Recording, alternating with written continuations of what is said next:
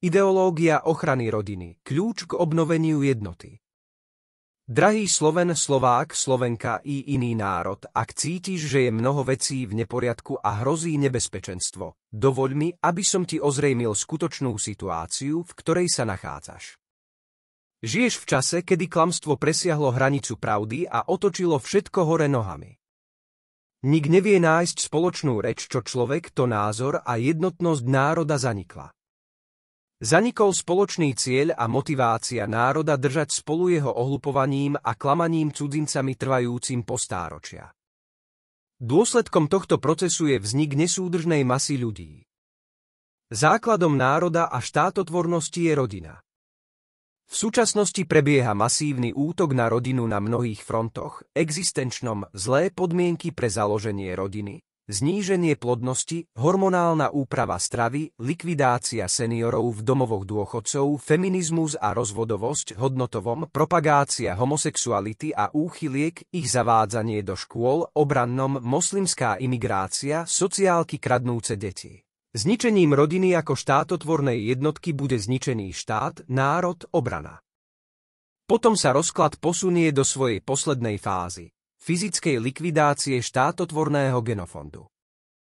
A to dvomi spôsobmi, ktoré budú nasadené spolu naraz. Miešanie s cudzincami aj násilnou cestou, fyzickou likvidáciou odporcov i ostatných a ich nahradenie imigráciou cudzincov. Cieľom je zničiť štáty, avšak bez zničenia ich majetku a infraštruktúry, aby bolo možné ich privlastnenie parazitickými jedincami.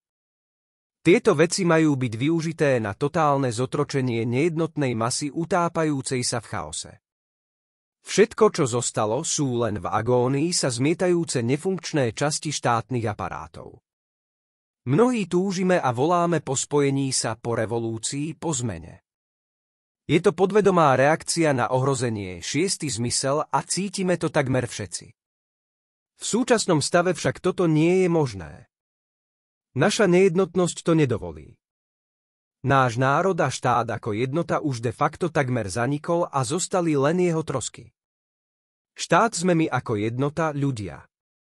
Štát nie je systém štátnych orgánov, to je iba štátny aparát, ktorý je momentálne od štátu oddelený a znefunkčnený. Avšak do tohto stavu sme sa museli dostať. Znovuzrodenie národa a štátu je možné iba na troskách toho predchádzajúceho. Existencia štátu je nezávislá od existujúceho majetku a infraštruktúry. Nie je rozumné ničiť existujúcu vybudovanú fyzickú štruktúru. Je potrebné obnoviť duchovné trosky a vystavať nový štátny útvar na ideologickom princípe skutočnej spravodlivej rovnosti. Štát na tejto báze je nezávislý od existujúceho štátneho aparátu, lebo ten už neplní svoje základné funkcie. Ako to však dosiahnuť? Rodina, rod, národ a štátotvornosť. Ako vzniká funkčný, organizovaný a spravodlivý národ a štát z nejednotnej masy ľudí? Na to, aby vznikla jednota medzi ľuďmi, musia mať títo ľudia spoločnú motiváciu. Motivácie v minulosti boli rôzne a líšia sa duchovnou silou. Čím silnejšia motivácia, tým silnejší a odolnejší štát a národ. Tieto motivácie môžeme rozdeliť do dvoch základných skupín, z ktorých sa odvíjajú dve základné skupiny štátotvornosti. Poprvé, motivácia sebectva. Na základe motivácie sebectva vzniká skupina mužov, ktorá na nejakom území terorizuje ostatných a stanoví im určité pravidlá fungovania, zákony. Charakteristickým rysom je tvorba pyramidálnej hierarchickej štruktúry vedenia i velenia. Vzťah jednotlivých mužov v tomto zoskupení je vždy nadradenosť a podradenosť. Takto vzniká štát parazitického typu, diktatúra. Jeho základná doktrína je útočná. Jeho konečným cieľom je rozklad rodín a zotročenie. Po druhé, motivácia kooperácie. Základom motivácie kooperácie je skupina mužov, otcov rodín a ich synov, ktorí si uvedomujú svoju neschopnosť obrániť svoju rodinu pred štátotvornosťou parazitického typu či prežití v nepriaznivých podmienkach. Grupujú sa za účelom spoločnej obrany a spolupráce. Charakteristickým rysom je vzťah jednotlivých mužov, otcov v tomto zväzku, rovnosť a tvorba sieťovej štruktúry vzťahov bez hierarchie, ktorej centrom je duchovná a vedecká autorita, kultúra a spravodlivosť. Na tomto základe vzniká skutočná demokracia. Demokracia nemôže vzniknúť transformáciou diktatúry. Môže vzniknúť iba na jej troskách, duchovných troskách. Základnou doktrínou tohoto zoskupenia je obrana. Jeho konečným cieľom je sloboda. Hierarchické uskupenia tu existujú iba v rámci pracovných a vojenských úloh, poslaní, nie na majetkových alebo mocenských základoch. Najvyššou motiváciou každého jedného otca-obrancu rodiny je zachovávať rovnosť a spravodlivosť v spoločenstve, aby fungovalo zabezpečenie a ochrana jeho rodiny po jeho smrti pri obrane štátu, nešťastí a podobne. Znovuzrodenie národa a štátu. Motivácia štátotvornosti je nazývaná slovom ideológia. Ideológie tu boli rôzne, no všetky mali iba filozofický základ. Boli slabé, mali chyby, sú už minulosťou a patria na smetisko dejín. Čo je silou, ktorá motivuje otcov k spoločnej obrane? Naša mentalita, naša psychika je postavená na rebríčku hodnôt, priorít, ktorý má každý z nás iný. Z toho pramenia názorové nezhody. Najvyššia priečka v našom rebríčku hodnôt je však pre nás všetkých rovnaká. Je to ochrana rodiny pred nebezpečenstvom. Vrchné priečky v rebríčku priorít sú riadené pudovo na hormonálnej úrovni a teda sú dané geneticky. Je to naša genetická charakteristika, ktorá determinuje našu vlastnosť uprednostniť ochranu rodiny pred čímkoľvek, i pred vlastným životom bez zaváhania. Jediný spôsob, ako sa to dá zničiť, je fyzicky nás zničiť alebo nás pomiešať s cudzím genetickým materiálom iného typu. Preto najsilnejšou ideológiou, akú môžeme mať, ktorá nás spojí do pevného a nezlomného národného i štátneho celku, je ideológia ochrany rodiny.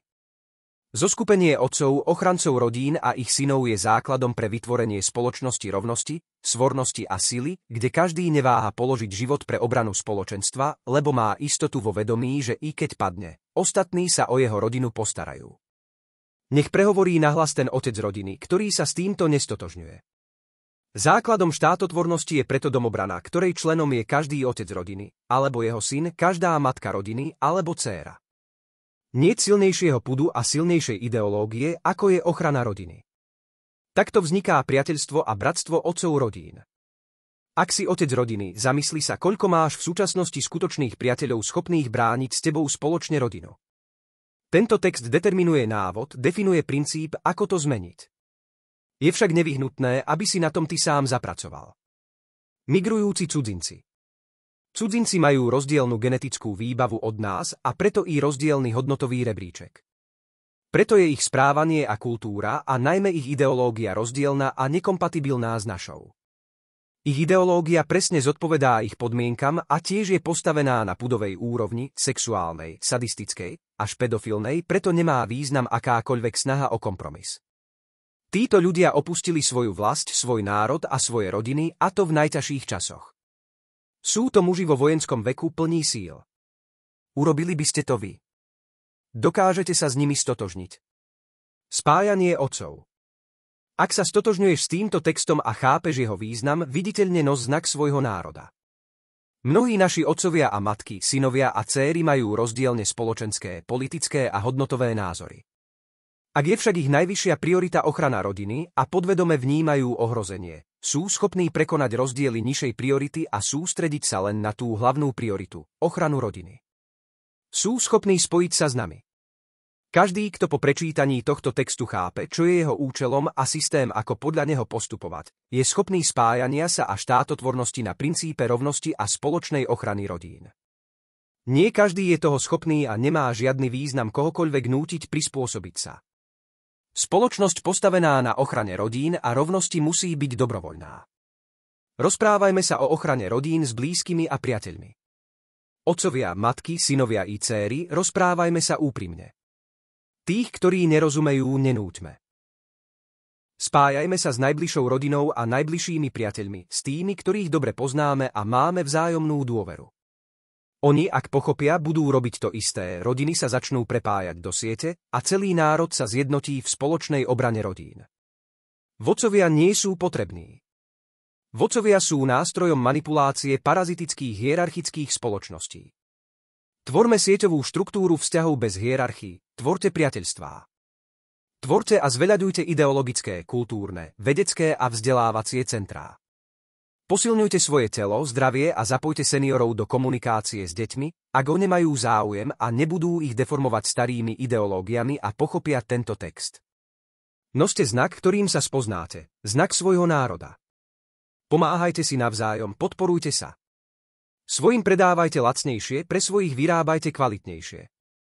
Svojim zaplate viac. Tým, čo nebudú nosiť znak svojho národa, neubližujte ani im nepomáhajte. Ignorujte ich a znevýhodňujte ich.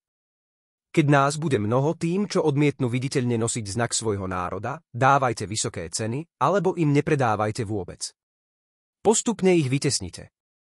Nedajte im prácu, nepracujte pre nich, nepredávajte im, nenakupujte od nich. Ak ovládajú zdroj, nahrádzajte ich dodávky dovtedy, kým nebudú nútení odpredať zdroj za nízku cenu. Sabotujte ich snaženie. Svojim pomáhajte, informujte ich, snažte sa o ich profit. Naši budú robiť to isté a vzájomne sa potiahneme nad hladinu. Vytesnením parazitických jedincov z riadenia spoločnosti sa odstráni mechanizmus, ktorý im umožňuje zotročovať nás. Vzťah k iným národom a národnostiam. Každý národ má svoje miesto pod slnkom. Aj oni cítia to isté ako my a nevedia, čo s tým. Tiež je veľká väčšina z nich otcami, ochrancami.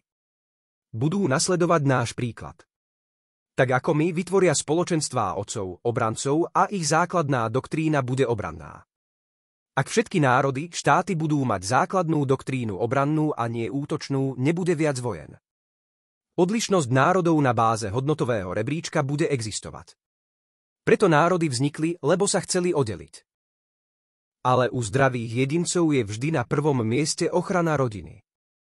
To platí pre všetky národy. Opakujem, to platí pre psychicky zdravých jedincov. Iné národy budú nasledovať náš príklad a budú nosiť vlastné národné znaky. Všetky národy sú si rovnocenné, i keď sú odlišné. Preto toho, kto je označený znakom iného národa, chápte tiež ako obrancu rodiny. Rešpektujte ich a spolupracujte, obchodujte s nimi. Musí však platiť toto základné pravidlo pre všetky veľkosti štátotvorných útvarov. Každá štátotvorná jednotka musí mať svoju nedotknuteľnú slobodu, ktorá je ohraničená presne vymedzenou hranicou. Hranica slobody jednotky je tam, kde začína sloboda inej jednotky. Každý jedinec i väčšia jednotka má svoje osobité črty, vlastnosti, ktoré nemusia byť kompatibilné s okolitými jednotkami. Preto každý jednotlivec i väčšia jednotka musí mať určitý rámec slobody, v ktorom neobmedzene rozhoduje sama o sebe. Najmenšia štátotvorná jednotka je človek, jednotlivec. Hranica slobody jednotlivca je tam, kde začína sloboda iného jednotlivca. Hranica slobody rodiny je tam, kde začína sloboda inej rodiny. Hranica obce je tam, kde začína hranica inej obce a hranica štátu je tam, kde začína hranica iného štátu. Dobré ploty robia dobrých susedov. Ten, kto búra hranice, pripravuje masaker. Ten, kto prekročí hranicu, vchádza do arény. Sila sieťovej štruktúry versus hierarchickej. V hierarchickej pyramidálnej štruktúre nie je možná dôvera a priateľstvo, lebo vzťah nadriadeného a podriadeného je vždy pod tlakom konkurencie. Podriadený chce prekonať nadriadeného, nadriadený si chce udržať moc. Podriadení na rovnakej úrovni medzi sebou zápasia o miesto nadriadeného. V tomto systéme nie je možné vytvoriť obranu schopnú obetovať vlastný život pre obranu vlasti. Toto je možné iba v spravodlivom zoskupení obrancov rodín založenom na rovnosti so spoločnou silnou motiváciou. Preto si hierarchická pyramidálna štruktúra nikdy nemôže podmaniť takéto zoskupenie, iba ho fyzicky zničiť. To však nemôže urobiť, lebo je to parazitická štruktúra, ktorá pre svoje prežitie potrebuje niekoho zotročovať. Môže však odporujúce obyvateľstvo na určitom území zničiť a nahradiť ho cudzím. Zoskupenie obrancov rodín založenom na rovnosti potrebuje stabilný morálny základ, ktorého nositeľom musí byť každý člen. Tým je daná jeho stabilita a podmienená slobodným a spoločným vzdelávaním.